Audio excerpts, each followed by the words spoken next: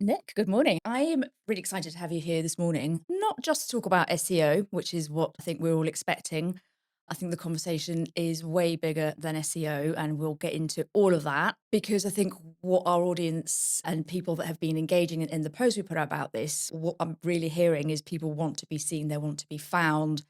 And obviously that's what SEO is about, but that landscape is somewhat changing. And I know that you have a lot of expertise in not just SEO, but digital marketing and helping business owners and entrepreneurs be seen. So let's start with a bit of background on you and RankFresh and how you've got to this point. Well, I've been doing SEO for over 20 years. I used to be in the travel industry, I and didn't know that. it changed from when I started. It was ads in newspapers, a page on teletext, and then this Teletext. yeah, and life was simple. It was really good. It was really good while it lasted, but then this interweb turned up and totally upended my business model. So I started off by teaching myself HTML and eventually evolved into SEO and PPC because my main thing was trying to get as many calls for my company as possible. So I've made all the SEO mistakes over the last 20 years. So So my clients that's don't have to now. so it's interesting. You went into SEO digital marketing through trying to make your own business be found. So you've got the experience not just of getting that reach for your clients, but actually of knowing what it's like to want that reach for yourself. So that's kind of how you got into it. Absolutely. Yeah. That's really interesting. Um, and with SEO in particular, there's a lot of complexities around SEO. And I think I kind of see it a bit like it's a bit like going to the gym. It's that thing that we know that we all need to do, but Mm. it's hard to find the motivation because you need to really put some effort in before you see any results. So I think whereas there's some quick wins and a lot of business owners often go for the quick wins, SEO is a bit harder. And I think what's made that even more challenging now is that those people that have put the reps in are now finding that the game is all changing because no longer is it that we're relying on humans to find us. We now need to start thinking, well, how can we be found on AI? And how does that translate to SEO, our websites, our content, which is what we're covering today. I'm going to dive in with some questions that some of our followers have asked, and they get the benefit of your brain for free, which is lovely. So I'm going to start with it was quite a broad question, so I'm going to start broad before we go in. But somebody has said, "How do we get seen?" Which is huge because getting seen is far more than SEO. So let's bring that in to from an SEO perspective, and with your expertise on digital marketing, like what's your experience of people getting seen online? Well, just going back to your previous point about SEO being complex, it's actually quite simple. It's like there's a few fundamentals that never change with regards to, AI and search and things like that. That is, focus on your topic. Every page should have a focus on that particular topic. So Google can understand what it actually is. And just consistency of, a lot of people, they try an SEO and just, think the results are going to happen like next month. They have to do it over time. And it's not trying SEO. It's just being honest about your brand, about yourself. Google ranks people on trust and expertise. So all you have to do is show that off. So how do you do that? Obviously, reviews help, right? Answering people's questions. People will call you up and make an inquiry. They'll be asking questions. Think about those questions and then trying to answer them and create an ecosystem around those answers. So, you might do a blog post about a particular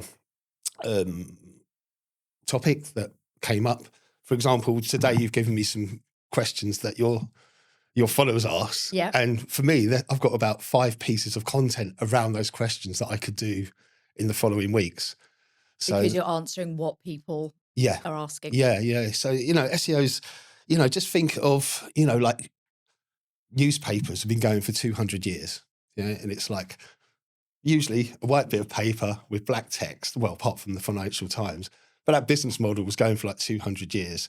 It's structured, there's nice headers, there's subheaders and things like that. So kind of write in that way, which is clear. Don't use jargon. Use, think about the language that your customers use to find you. And is that changing? Because there was specifically a question about blog posts and content.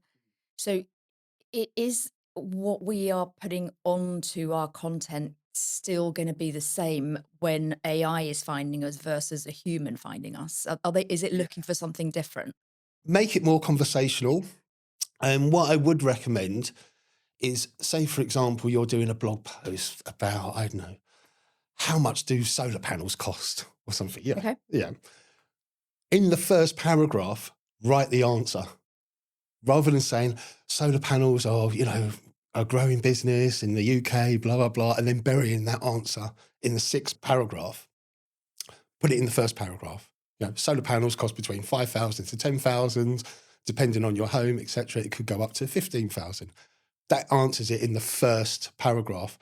That's, AI and Google, they take the more prominent answers in the page, it's higher, then it's more likely to get referenced as well. So I So, definitely, that's what I recommend, people write in a more conversational way and try and answer questions naturally within the content. so does it work with AI in the same way as Google? So, and actually, it probably takes us back to how Google looks. Yeah. Is it that it looks almost from beginning to end?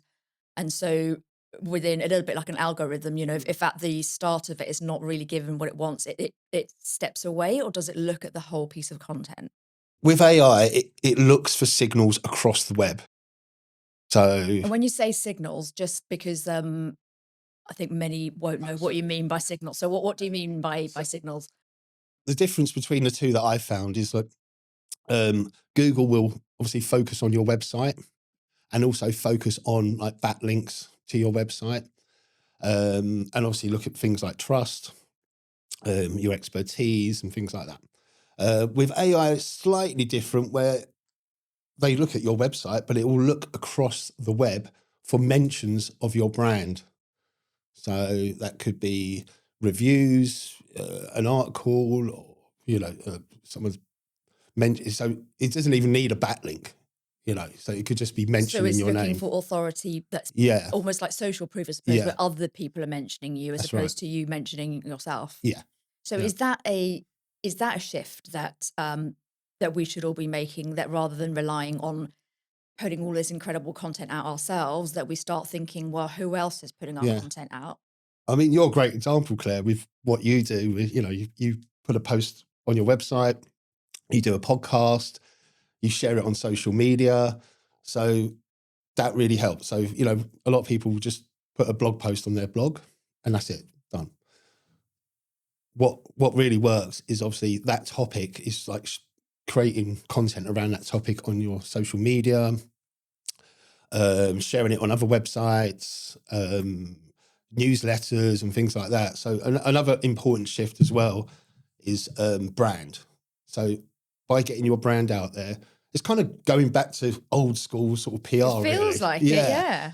By getting your brand out there, you get more brand searches, you get more brand recognition. So it's not a case of you just show up for cheap solar panels. Yeah. You know, people are, you've gone to a networking event, you've talked about your product or service, people then go and Google you, they'll go and search you. And brand is becoming more and more important now. So brand of the business and personal brand. I mean, I know it depends on the business, and many Yeah. people go under a business name, but I think increasingly the personal brand is, like you said, it almost becomes a bit PR, doesn't it? Yeah, It's, yeah, you yeah. might have a business name like, Richard Ranson is, Mm, he's known and actually has more followers than Virgin does. So is what you're saying that it's about repurposing content and being seen cross platform. yeah, So the keywords are there, but the AI, unlike Google, is looking yeah. cross-platform. Or because Google didn't do that, did it? Not so It much, no. was just on Yeah, the yeah. keywords. It's looking at backlinks and obviously on-page authority and things like that. Okay, that's interesting, because one of a question which I thought was a really interesting one is how are we making sure that, because everybody's searching on AI now, Mm. I do it all the time, and if I say X brands, either because I'm doing competitor analysis or whatever else, it very, very quickly comes up with some great names. How would you advise somebody to get themselves in the position where they start coming up on AI, and how can we compete with the enormous brands that have, you know, a team of 20, 30, 50 people doing this for them, so that we don't get to the point where we just become invisible versus those bigger brands? I mean, yeah, you need to niche, obviously. If you're a smaller brand, you might, focus on a geographical area, um, Interesting. and just look at gaps in your competitors. What questions they're not answering. Look at, Google, Google some questions and look at some content and say, can you improve on that? Is there stuff? Are there gaps that aren't being answered? Things like that. So it's really, a lot of people go on to ChatGPT. They are asking, how to, where do I get that, or stuff like that. And usually ChatGPT, after a while, you have a conversation with it. It will say, "Would you like to recommend to you some places to buy that?" Yeah, or yeah, something like yeah. that. So for small businesses in a local area, then obviously consistency is key. Like to have your address on your website. That's a trust, it's a big trust signal. Reviews on your website.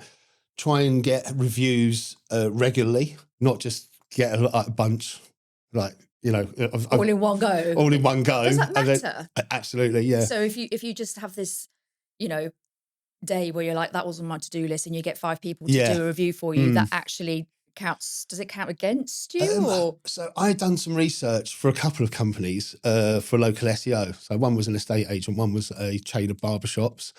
And we were just analysing, right, what, the top three in the Google map pack, Yeah, yeah. What were they doing, and how, and we sort of came to the conclusion there was like one place had like 2,000 reviews, Mm. but they were in third place, and there was another place that had 200, but the one with 2,000 reviews hadn't had a review for a few months.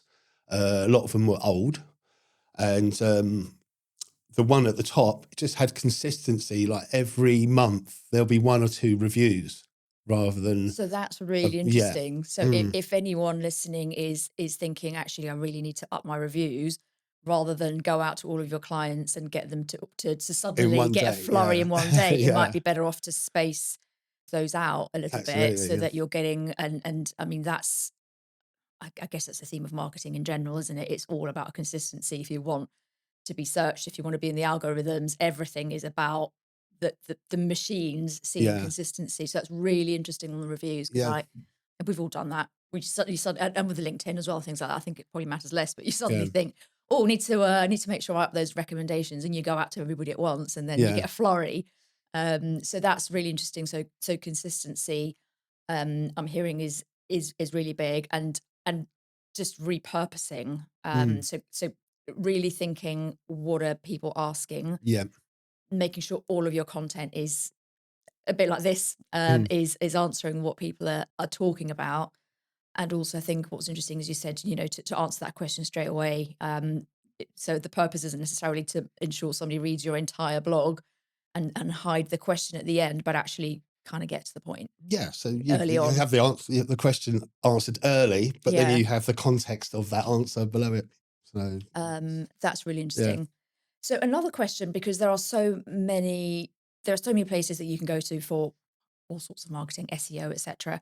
And one of the questions we had was around how you can actually pick the right person for you to help with your SEO. So what would you recommend somebody looks for, mm. in order to know that they're actually going to get, especially because it's such a long game, and especially because the game's changed a little bit, how would you recommend somebody finds that right support? Um, I mean, if they tell you they can guarantee first place, Run, just yeah, run. just get out the It's the door. G word. Yeah, Go. yeah, yeah. I mean, yeah, I mean, you, obviously you can say, if they say, we you can get more traffic, we can get you more traffic. But if they start saying we can get you on page one, just get out the door, and then ask for two or three, real. examples, what they've done. And also, I mean, a lot of them talk jargon.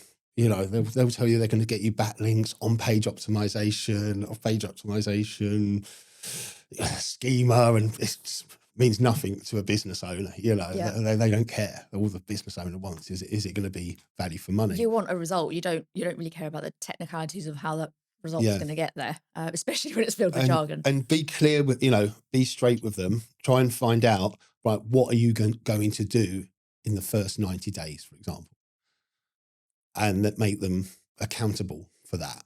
So make them, explain clearly, okay, this is what we're going to do. And then obviously always get, I mean, I see so many clients come to me and I say to them, have you got the report from your previous SEO agency? And they're like, no, I've just got a Google Analytics report. So get the detail, have a monthly meeting with them. What does this mean? What have you done? And what Stuff would like you, that. if you would, because with SEO in particular, because it's long term, I can see how it might be possible for somebody who perhaps isn't so great at what they're doing to say, Mm, no, it's long term, it's long yeah. term. So given that it's short term, if somebody was just to start, let's say now, or if they weren't tracking any data, if you had like 3 metrics that you said to somebody, anyone listening now is like, okay, even if you're really early days, you should be seeing this. What would you suggest that they are tracking? Um, Obviously traffic. I mean, traffic's a weird one because AI overviews are stealing traffic now, but clicks can still, should still be going up or show an upward So an trajectory. increase in clicks as Yeah, well. by I'd say month 2. But it depends on the project. If it's a real mess of a site, then there's a lot of sort of technical fixes you have to do. Um, Publishing, obviously, content, optimizing content. So how is that Um, measurable? How would you um, measure that? I mean, that's just obviously a tangible asset. Here's the content that we've done for you. So you would This is, agree yeah, the amount of yeah, content that's yeah, being done. Okay, yeah. yeah. Sometimes the client might want to do their own content and we'll just, optimize it. Yeah. There'll be technical fixes, when you audit a site, sometimes there's a lot of technical fixes you have to do, and that can take, for the first month or so, you might only be doing that before you start doing the proactive stuff. Yeah. So, but I always say, by month 3, you should see an upward trajectory. And another thing which catches people out is, they might show you a report and it's got like, oh, traffic's gone up. But when you go down, drill down to the keywords, it could be I've got an example of one client I've had recently. They were called Marlow Ropes, and their biggest keyword was people searching for the town of Marlow. That's so big. So yeah, on the surface, it looks, oh, we've got lots of traffic. Well, once you take that away, there was a lot of room for improvement. So that can mask a lot of stuff. These reports where people say, oh, look, we've got you, you've doubled your traffic. Does that traffic mean anything to you? So that's really important. That's what catches people out as well. And I think that's where it's important to be clear on what the outcome is of each particular, because with digital marketing, it's almost, there are so many moving parts, and the job of SEO is to bring the correct traffic to your Yeah. website. If somebody is saying to you, you're doing SEO on my website, but I'm not making any more sales, Mm. then that's where somebody needs to be looking at the metrics beneath that. Yeah. So, SEO has brought traffic, but is your website optimized for Mm. conversion? Is somebody picking up the phone at the other? I've had that before where traffic's coming through, but the business owner's so busy that they're not scheduling calls. So, that's why the whole funnel is important. I think the message there is it's really important to understand the outcome of each particular piece of Mm. digital marketing action. And correct me if I'm wrong, but I would say that if, from your perspective, if you have taken SEO for a client and their traffic and clicks are up, then you've done what your job is. Your job isn't necessarily to, unless you're doing the website side, to ensure that the sales are up. I always, Or would you look at the full yeah, thing? I always like to give a measurement plan. So Okay. whenever we take on a client, we want to make sure they're tracking every single conversion, whether it be from So even though paid. you're doing SEO, you work the Yeah, whole way if they through the don't have it, funnel. I always want that because that is something I Amazing. can report on. Because, when I was a travel agent, I used to employ these, agencies. I didn't know what the hell they were doing, like, "Oh, you do you-" I was desperate to get in the SEO game. So, okay. And I'd pay them and just pay them and not realize them. Is anything actually working for me? So it's a sort of cornerstone of what we do as an agency is always one of the first things we do is the tracking working, form submissions, sales, people clicking your telephone number. So we'll measure all of that. And because that's what most business owners don't care about traffic. They Yeah. care about, is it The working? the end Yeah, well, result. the end result, Yeah. so, which was me when I was a travel agent. I didn't care. I just wanted more sales, more calls. So, Um, and that's really good to hear because that is really important to be tracking the whole way down. mm, And I think that's something yeah, that many business owners, I'm sure you have the same. yeah, When I start working with them, that data tracking is that there's a lot of activity going on, but very little yeah. measuring of actually what is it we're trying to get towards, and what are the metrics that are going to ensure that we're kind of working towards it or not working towards it, because data isn't just about measuring the great stuff. It's about, okay, this means this is the area we need to focus on and put more attention into. So bad data can actually be helpful too. Oh, absolutely. Yeah, yeah, Sometimes more helpful. yeah. Amazing. So something else that is really interesting, and I think a lot of what we've covered and writing blogs and all that might sound familiar to service-based businesses. What about ecom? How is it different for ecom, particularly thinking about wanting to be seen more and more by AI?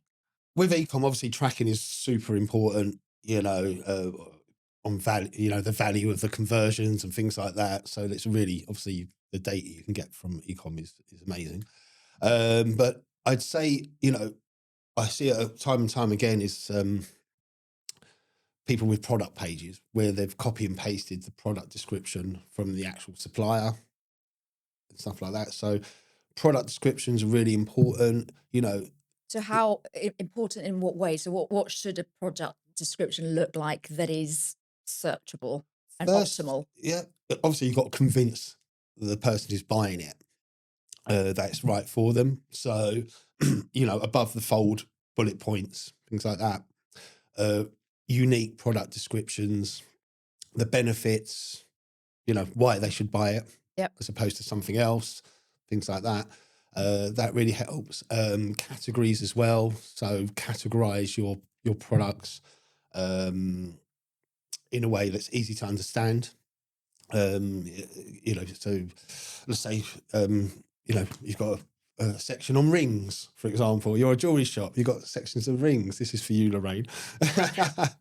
And, but you've got diamond rings, you've got wedding rings, you've got engagement rings. So, categorize them and have a category description for all of them about, how good they are and things like And that. where you're describing them, and if we stick with this example, would you go into the diamond ring is, certain carat and kind of the actual description of the jewel itself, or are you suggesting that the description should be more like this is going to more emotive, how it's going to make someone feel to have this very prestigious, gem on their hand, and which way should, because Yeah. that feels more like something that humans would care about rather than AI. So Y- which, Yeah. or is AI being trained to kind Yeah. of be emotive? I always say, always right for humans. That is Okay, that is what AI and Google are trying to emulate when right. they when they find your site.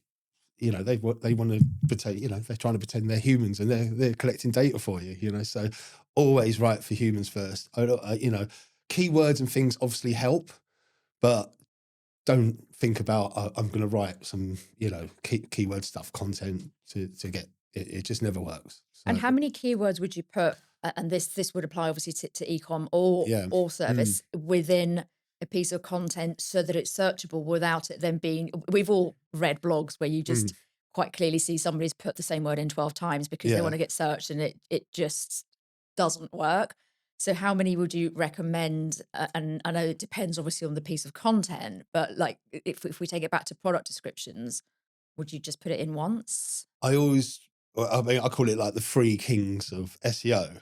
So you've got your meta title and meta description, which if anyone knows, you have it in the back end, and that's what you see on the Google search results. Is you see a title and you see a brief description. So that's your meta title and description. Have your keyword in there, your primary keyword. So if you're doing wedding rings, it will say, And that's not in the front facing where anyone sees it. no, That's where you're actually, for example, uploading your photo where you label it or something. yeah, on your Okay. back end of your website, Yep. 9 times out of 10, you'll have a section that says meta title, meta So you description. put it So all in there. include your keyword in there. That's not going to really affect your ranking, but that's going to affect your click-through rate. Mm-hmm. Because if someone puts in, I don't know, wedding rings, Tunbridge Wells, for example, and they see a search result that says wedding rings, Tunbridge Wells, where the others just say wedding rings, they're more likely going to click on your one because that matches their query. Got it. And then have it, include the keyword on your the title, the first title of your landing page. Mm-hmm. Include your keyword in there. Obviously, if you're selling wedding rings, you wouldn't want to put the location because you might want to sell people outside of your area. Yeah. But location helps if you're a plumber or anything like that. Then include that keyword. And then when you're writing the descriptions, try and break it up into paragraphs with subheadings with secondary keywords. Diamond encrusted wedding rings, or we do this, we do that. So, but always try and have your primary keyword in your meta title, meta description, and your page title. That really helps. Yeah, I mean, SEO is like 50% marketing and 50% admin. It's a lot of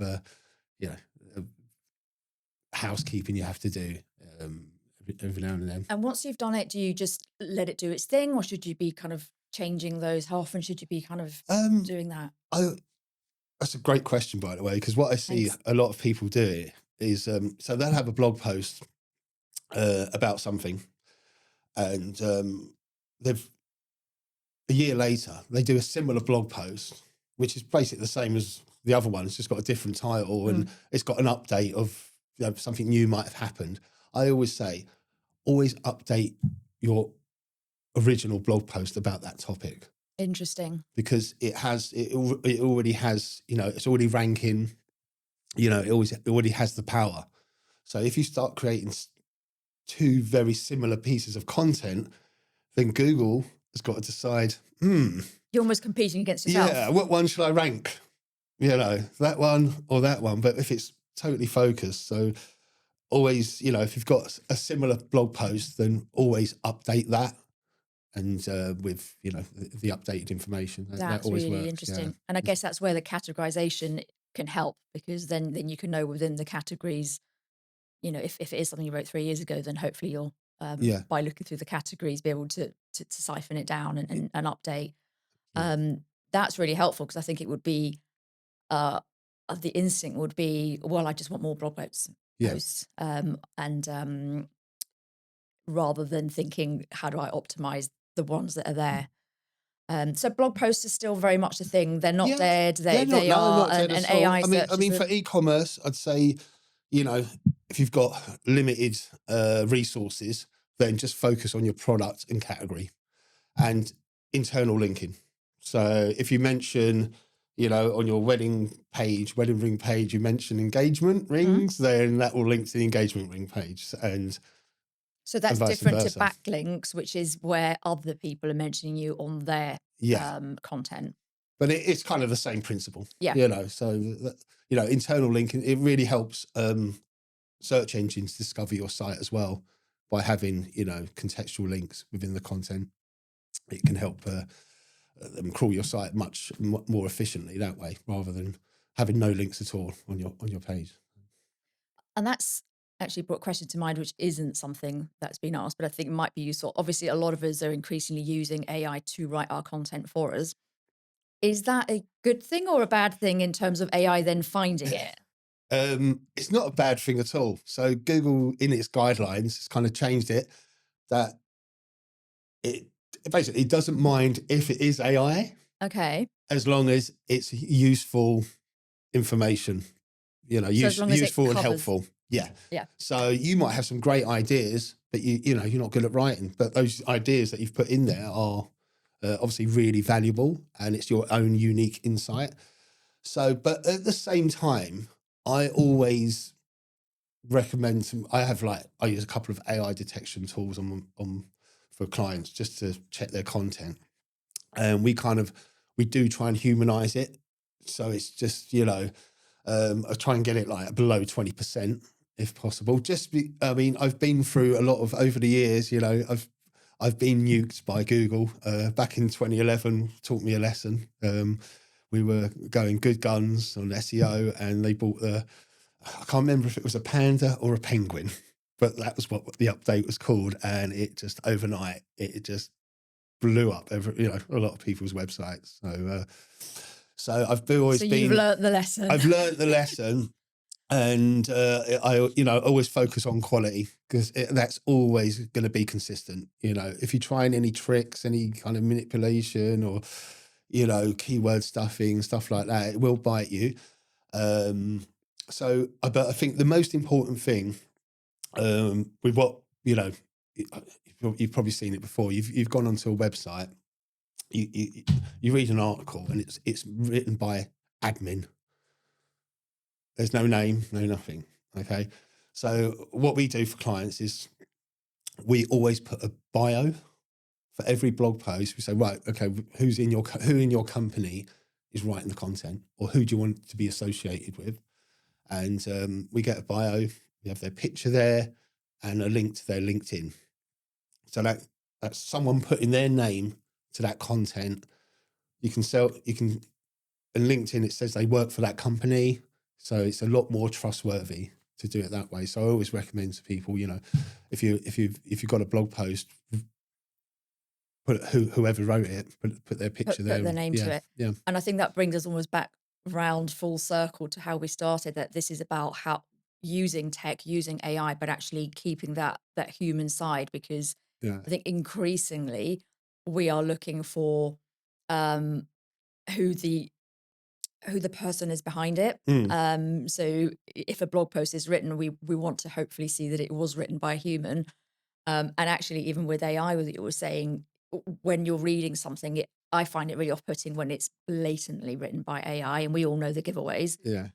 So at least to try and train your AI to use it efficiently. This Yeah. isn't an anti. I love using AI, but it's about training it in the right way so that that content still feels that it's come from a human brand. And I think what I'm hearing from you is that it's okay, that that still is going to get us searchable. That's not going to be sort of something that prevents us being searched by AI. No, not at all. As long as it's just not regurgitating what's already out there. And yeah, I mean, there are telltale signs if it opens with in the realms of like that, which is always like, oh, with no. a massive end dash, yeah.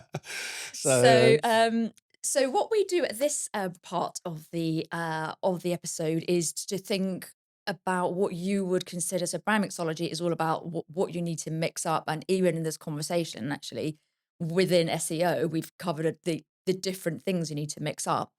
This is about kind of success business, and I always ask my guests what one word, if you had to have one word of something that you would bring to the mix for success, you would have, and I'll get you to write it down and put it into the cocktail shaker, and then your one word of something that you would right now put on ice. So stop doing it.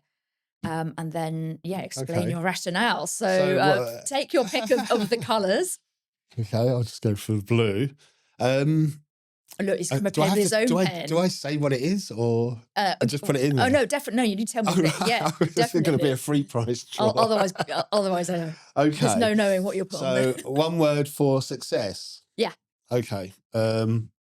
Consistency. Consistency. Yeah. Okay. I can't spell it, but That's okay.